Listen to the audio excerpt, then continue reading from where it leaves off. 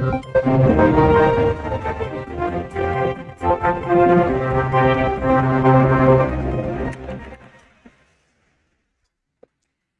of Representatives investigates production sharing contracts of the NNPC from 1990 to date.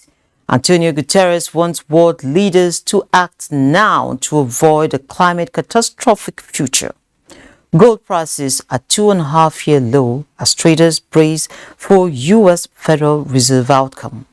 Plus, oil prices surge more than 2% as Putin mobilizes more troops. This is Business Express coming to you on the network service of the Nigerian Television Authority, the NTA. I am Leah Katun Babatunde, your guide.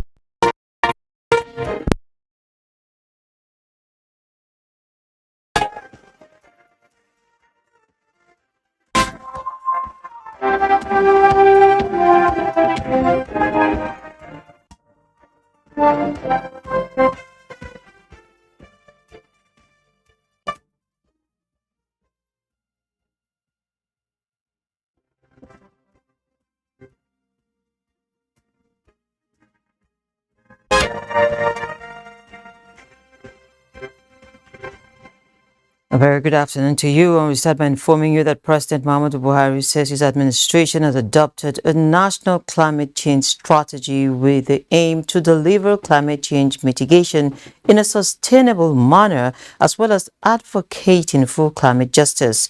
The president stated these while addressing the United Nations General Assembly in New York, United States of America. Global greenhouse gas emissions need to be slashed by 45% by the year 2030 to have any hope of reaching net zero by 2050. Sadly, emissions are going up at record levels, and United Nations Secretary General Antonio Guterres wants world leaders to act now to avoid a catastrophic future. Onengie Fineface has details. Climate change, a scorching earth, drowning cities, loss of biological diversity, and pollution are themes central to presentations at the United Nations 77th General Assembly. United Nations Secretary General Antonio Guterres warns that the world must end the suicidal war against nature. Mega drought in China, the United States and beyond, famine stalking the Horn of Africa, 1 million species at risk of extinction. No region is untouched. And we ain't seen nothing yet. The hottest summers of today may be the coolest summers of tomorrow. Once in a lifetime climate shocks may soon become once a year events. And with every climate disaster, we know that women and girls are the most affected. Planet Earth, Guterres says, is a victim of scorched policies where the poorest and most vulnerable, those who contribute the least to this crisis, are bearing its most brutal impacts. He notes that although fossil fuels cannot be shut down overnight, a just transition pathway must be followed, leaving no person or country behind. Vulnerable countries need meaningful action. Loss and damage are happening now, hurting people and economies now, and must be addressed now, starting at COP27. This is a fundamental question of climate justice, international solidarity, and trust. He says it is high time to put fossil fuel producers, investors, and enablers on notice that polluters must pay, calling on all developed economies to tax the windfall profits of fossil fuel companies. Those funds should be redirected to countries suffering loss and damage caused by the climate crisis, and to people struggling with rising food and energy prices across the world. Onengie Fineface. Thank you, Onengie. Nigeria needs a well-defined roadmap for a seamless energy transition initiative designed around the vast potential of local resources. The place of women in the roadmap was a major talking point at the 2022 National Conference of the Association of Professional Women Engineers in of Nigeria in Abuja. Kelvin Enobai reports. Impact of climate change has forced world-leading industrial nations to commit to cutting carbon emissions significantly by 2030. African countries are expected to join the global efforts to protect the ozone layer and the environment, with the adoption of alternative energy sources as one of the most viable ways of achieving the goal. The energy transition process also opens vast opportunities for new jobs and investments in the renewable energy subsector.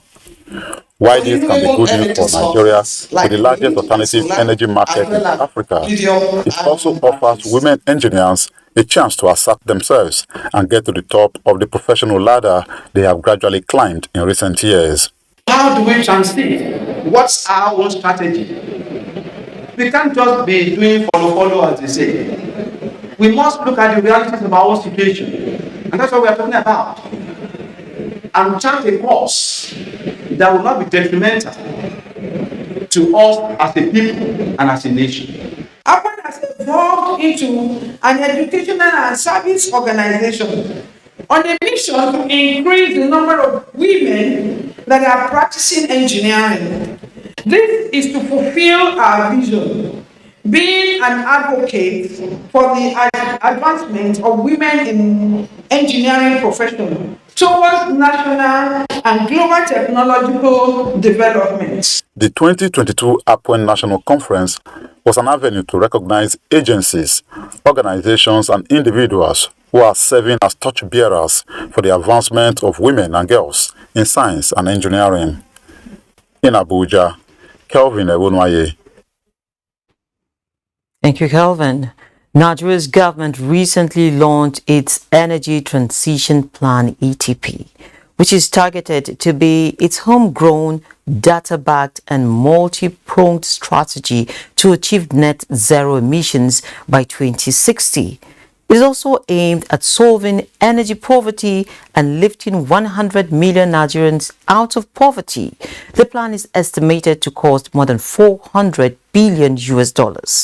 How to achieve this plan is our talking point on Business Express this afternoon.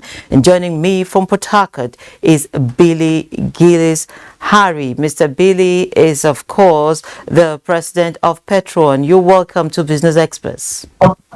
Thank you so much. Good afternoon, Nigeria. Good afternoon to you. The plan focuses on 5 critical energy sectors: power, cooking, oil and gas, transport and industry.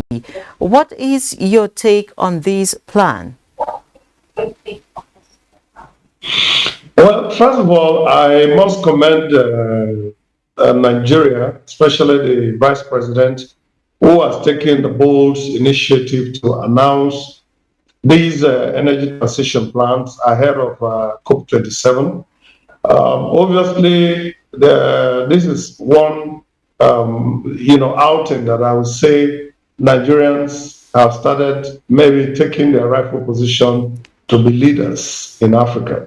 So I commend the Vice President, and I believe that if we put our best effort forward, put a plan, 2060 is 38 years away from now. So that's quite a lot of time.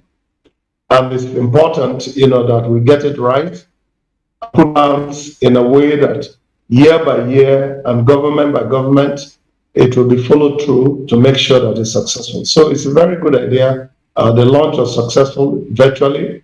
We hope that when the physical discussions start, it's going to be as productive and as clear as the launch was. Yeah, of course. We're looking out for productivity and a very clear sense of direction. But then from exploration to processing, transport, and the end use, it can actually be expensive, $410 billion. The question here is how and who will finance it? Well, if that's a question for me to answer, I am not in the economic team of the president, but as a businessman, as a private sector businessman that has learned to turn pennies into nairas, I mean, kobbos into nairas, I should be able to anticipate and proffer some kind of solution that's armchair based. First of all, we all know Nigeria leading very badly, and we now need to get to the point where we must know that we need to change our focus. We don't need to banter rhetorics. We need to really sit down and do the real business of how we can, first of all, save our country from collapse. We are needing money. We are needing money that we need to put into this economy to grow the economy. 410 billion US dollars is humongous. But with a good plan, Nigeria has a resource that is capable of producing that kind of money within this same 38-year time range. So all that is required is adequate planning, real sector planning, and knowing that one time we were saying that we had enough money and our problem was to spend. Now we don't have enough even to meet with our daily needs. So it's important that these ambitions set us now in a process to start thinking about how we raise money and how we can protect this money to be able to do what we want to do. Because if you look at the plan that the vice president presented, most of it is based on climate partners, partners who can be able to work with us, who can be able to give us the best answers that we need to help us raise the money. He's already made offer for carbon emission exchange, the carbon capital, bank that should be able to come up with debt forgiveness and all of those kind of plans that's there. But we, as a country, must wake up and know that we need to work hard. We need to stop spending money that we don't have, and we need to put it together. Because 410 billion is not too big for Nigeria with the kind of resources that we have. Okay, I'm glad you're already speaking to the proposed debt for climate swap deal.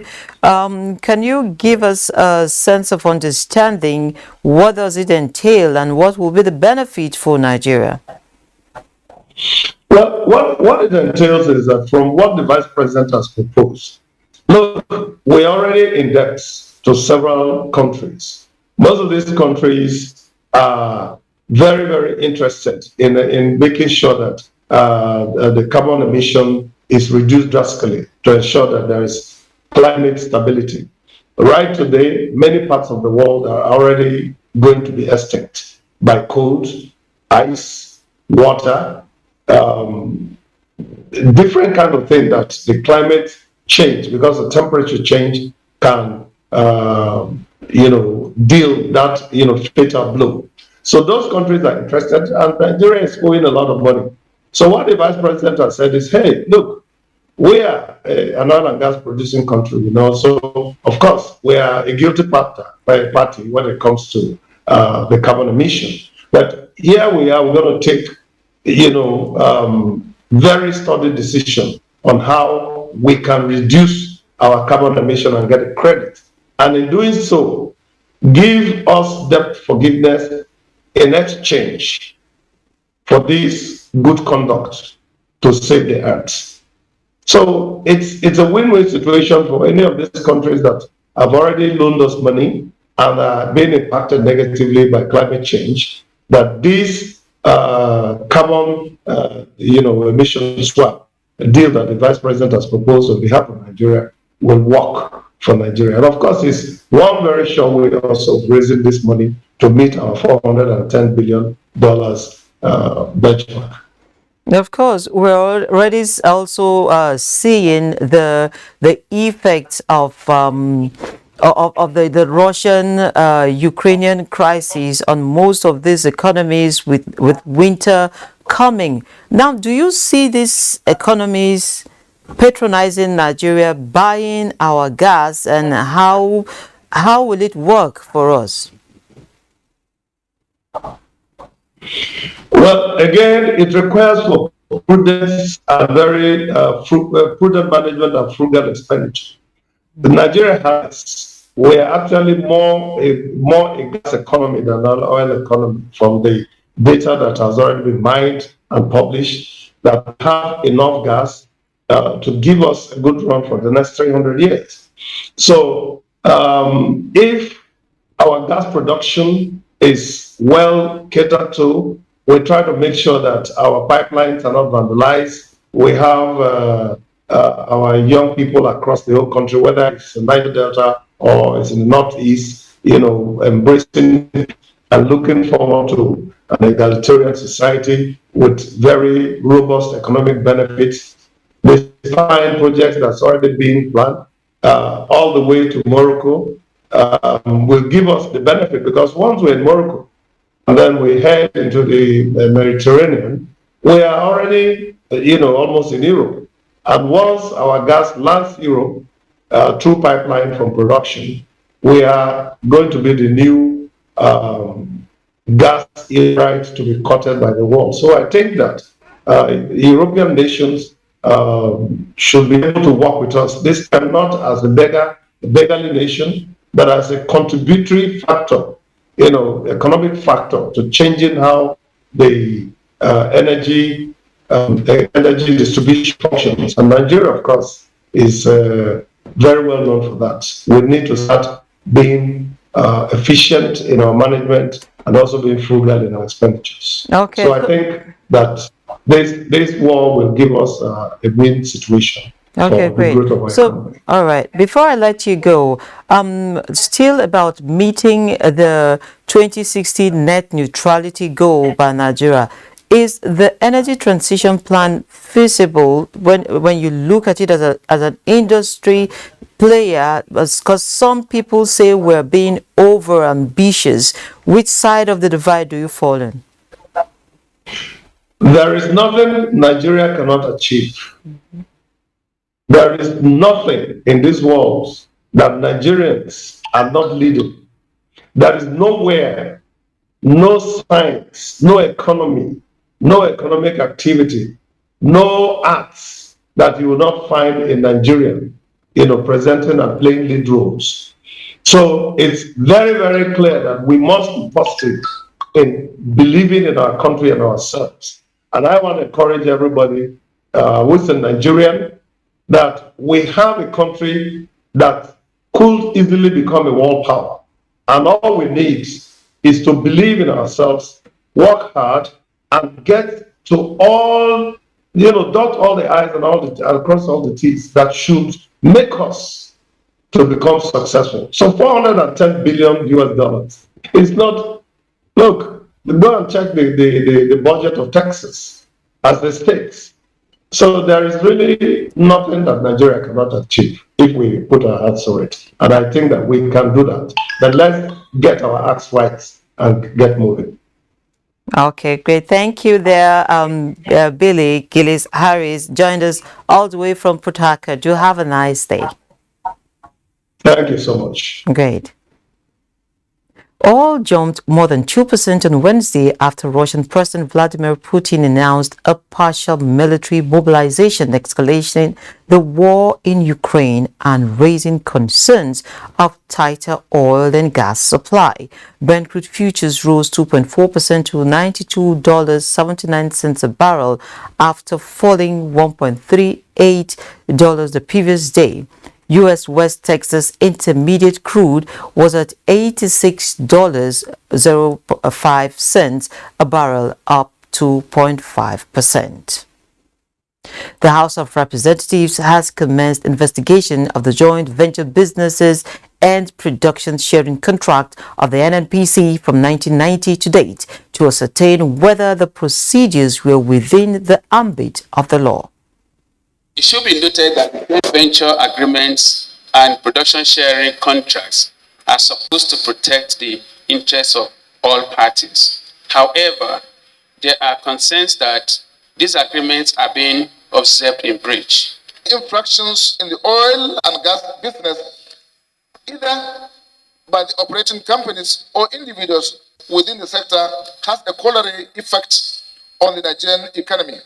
So I'm amazed when the Accountant General of the Federation, even for record keeping, does not have something like this. And no wonder we are experiencing preponderance of leakages in our revenues. Our investment is not tracked. Meanwhile, the House of Representatives says it will continue to enact laws that will enhance the expansion of Nigeria's capital market. This is contained in a message by the Speaker, House of Representatives Femi Gbajabiamila, to a public hearing on two business-related bills. Our institutions are properly grounded to perform their functions, execute their mandates, and serve the best interests of the Nigerian people. It is my earnest desire that during this public hearing, we as citizens of these great nations will ensure all hands are on deck for the good and prosperity of investors in the capital market of our great nation. There is no doubt that Nigeria needs and in fact deserves an internationally competitive and well-functioning capital market to facilitate the ongoing economic diversification. The passage and enactment of the Investments and Securities Bill 2022 will be a pivotal step in this direction. We commend the SEC for the quality content of the bill, and we support the passage of this bill.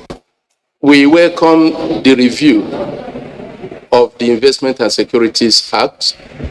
This bill seeks to expand the scope of the current regulation and bring in more capital market operators under one umbrella body. And of course, information just coming in shows that equities of the Nigerian stock market have continued to record declining closing figures. This Wednesday was not an exception. At the close of the midweek trading session, the NGX All-Share Index dropped to 49,421.91 points from 49,445.31 points recorded the previous day. A total of 51.87 million shares valued at 590 billion naira were also traded by investors in 2,981 deals with market capitalization, closing out the session at 26.65 trillion naira. Zenith Bank, Guarantee Trust Holding Company, and Sterling Bank were the top traders in terms of volume. Look now at global stocks with Boss Abel. Okay, Boss Day is not ready with that report, so we move now to the global commodities markets.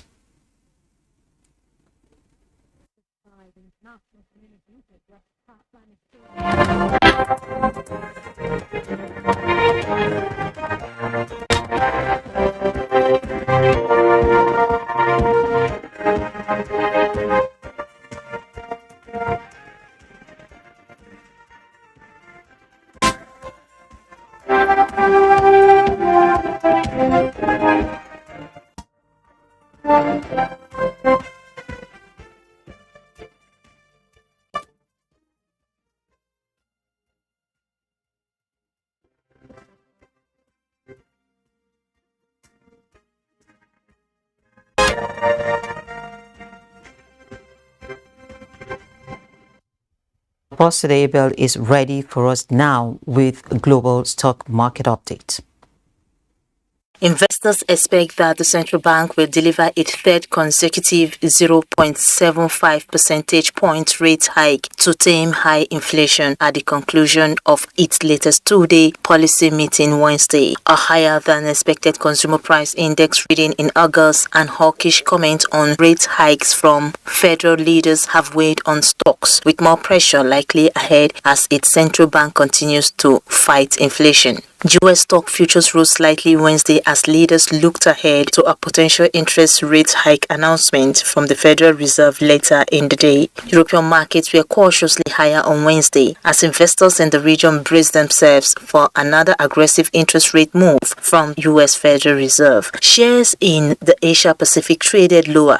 The Nikkei 225 in Japan dropped 1.36% to 27,313.13. Hong Kong's Hang Seng Index fell 1.79% in the final hour of trade, and the Shanghai Composite also lost 0.17% to 3,117.18. African markets also reacted to the global trend with stocks in mixed territory. Nairobi's all-share index and Namibia's overall index traded positive. South Africa's GSE Africa Top 40 and Tunisia's Tunidex were negative, while Ghana's GSA Composite remained unchanged.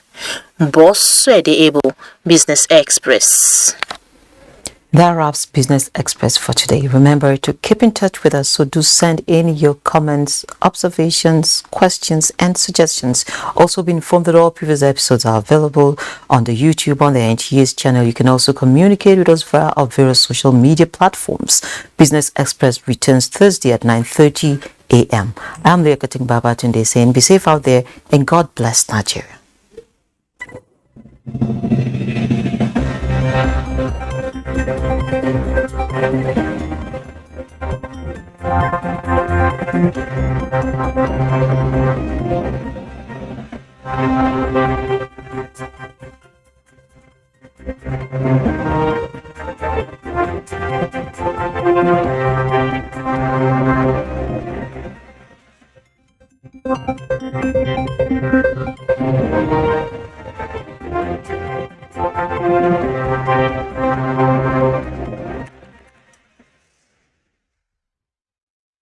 "24 hours a day, 7 days a week.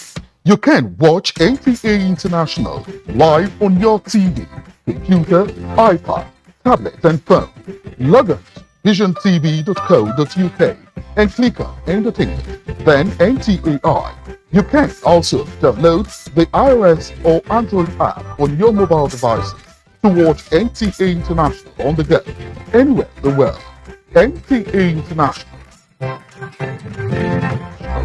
your window to the world. Hello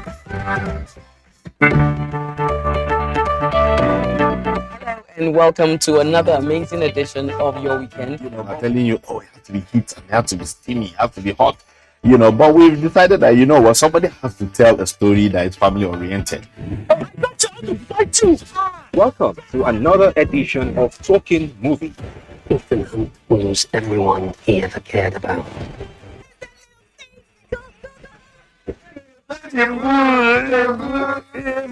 See, when you say pour out, you can't call water because you don't excavate water.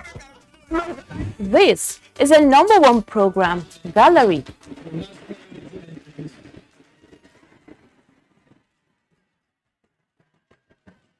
Do you love to gist or gossip? It's marriage it is extremely wrong. And we love it. Hello everyone, welcome to another exciting episode of Whip and Grill.